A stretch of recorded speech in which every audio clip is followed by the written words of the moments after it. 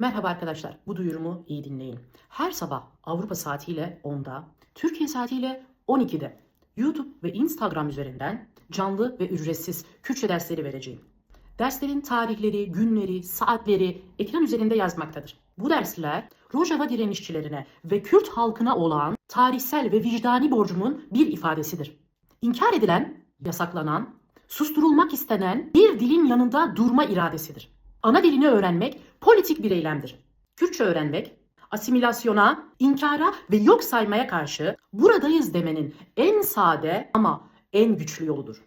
Kürtçe konuşmak, bir halkın hafızasını diri tutmak, direnişini geleceğe taşımak ve dünyaya açık bir cevap vermektir.